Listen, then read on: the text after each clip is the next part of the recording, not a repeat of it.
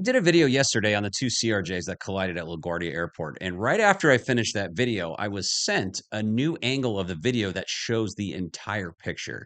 And I got to say, after watching this video, I am left with more questions than answers. This is honestly makes zero sense to me. I don't know what went wrong here. So before we get to that, I'm going to walk you through. I had a lot of comments. I appreciate all the comments. Most people tended to agree. If you need clarification, go back and watch that other video. But what I'm going to do now is a lot of people said they still didn't understand after me explaining it. So I was live streaming. I'm going to try and break this down into a very quick recap. And then we're going to watch the video because this, as I said, makes no sense to me. All right, quick recap. Basically, there was an inbound and outbound flight here, and this is the 5155 was on the red line outbound. That was their clearance to hold short of runway 4 on their way to 13. The CRJ for 5047 had just landed runway 4 here. They turned off Golf and went to Bravo. They were cleared Golf Mike into lane 12, which is right here.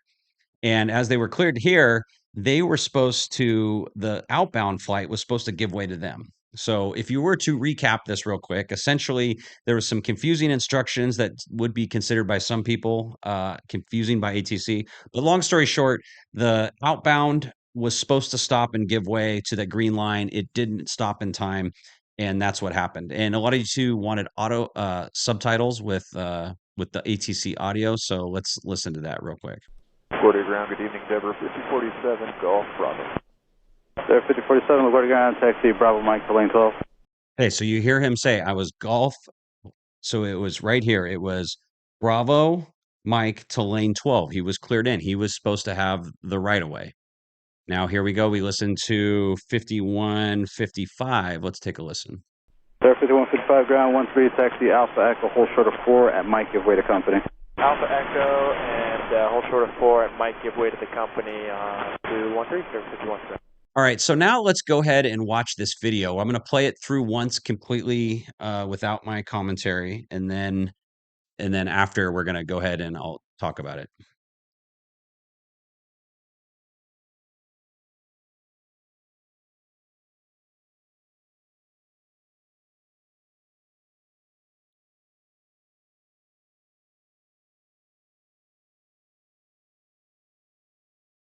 Okay, so that's the full video. It's 18 seconds long. I don't know what is going on here. I have to say, yesterday, and a lot of people agreed. A lot of people tended to put ATC on blast to say, like, that wasn't the most clear instructions. And I agree. When you initially hear it, it was kind of rushed.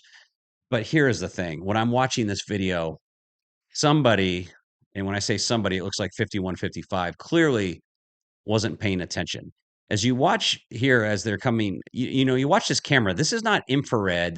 You'd be able to see this with your own eyes like this. So when you're even closer, that's a white plane at night, and I granted it is at night, but you're watching this and you're like, what are you looking at? Let's zoom in a little bit here and take a look. Right as you zoom in, right about here, it's more than obvious that the other plane stops because it's like, okay, they're not giving way, so they go to a stop. This other plane, it, I'm trying to explain this in more simple terms. The wings of the aircraft, when I was a captain on the CRJ and I would, taxi around, I was so paranoid of hitting something with your wings because, it's not like driving a car, right? You're in the lane and you're going. You have these long wings out there. There's, light posts, there's carts, there's all kinds of things that you can get in the way. But as you're taxiing along and watching this video, you look right here, right as he looks like he notices right here. And it's almost like it almost appears to me that the noses of the aircraft almost collided. But maybe he hit the brakes, maybe he didn't. But to me, it looks like he just tried to veer instead of actually stopping because I'm watching here as this go around. It looks like a veer, like he tried to turn around instead of just coming to a complete stop. Either way, I can't speculate there. But what I can say is when he's coming right ahead here, the only way I mean, this is like I am I can't believe this is how this happened because I'm watching this and you have two pilots, and I'm trying to explain to you the view in the cockpit is so clear. You not only have it's like a car, you have more than 180 degrees. If you're on the captain on the left side, you can look out and see your left wingtip. The FO can see his right wingtip. So, but between both of you guys, you have more than 180-degree view. The CRJ has 4 windows. It should be very clear. The fact that they're taxiing right here and the FO's head's got to be down. I mean, I don't understand how you wouldn't see that. What the captain is doing, I don't know. Did he get stung? I'm trying to give the benefit of the doubt. Did you get stung by a bee? Were you looking to your left? Were you looking down at your iPad? Were you trying to find Mike? I don't know. Either way, the only thing that I can really say is it's it, the I feel like the whole taxi instructions from ATC are pretty much uh pointless at this point. Like it doesn't mean anything because if you're looking this, I don't care what your taxi instructions were. When you're taxiing around, you need to be paying attention. And when you look like this, it's like clearly someone was not watching. Um, and yeah, I watched that, and even there, I wonder, man, is that smoke from the tires as it skid? Because you looked at that picture and there was a skid mark, and you looked at only on the left. It looked like on the left tires, and then I wonder, like, wow, is that the fuel that ripped out of the wing? Because as I mentioned in yesterday's video, that is wing or fuel is stored in the wings. So if fuel is stored in the wings, it's like that collision there could have ripped, the wrong spark. I guess it just wasn't enough, but thankfully there wasn't a fire and that was a crisis averted. But it is weird watching this in normal speed. We'll watch this one more time. Watching this in normal speed, it's not going as fast as I initially suspected, at least not from this camera's point of view. Because let's not forget, you may notice this if you ever out watching airplanes, whether it's on the ground, but more importantly in the air. If you watch a giant aircraft take off, like a 747 or an A380, it literally looks like it's like going through a time warp in slow motion. Now, if you watch like a corporate jet, like a Challenger or something smaller that just goes just as fast on the takeoff, they may be going the same speed, but perspective is what's relevant here because when you watch a small plane take off, it looks like it's going faster. That applies on the ground. Sometimes it looks like planes will be going very fast on the ground. Here, I don't see it. It just looks like it's kind of going normal speed.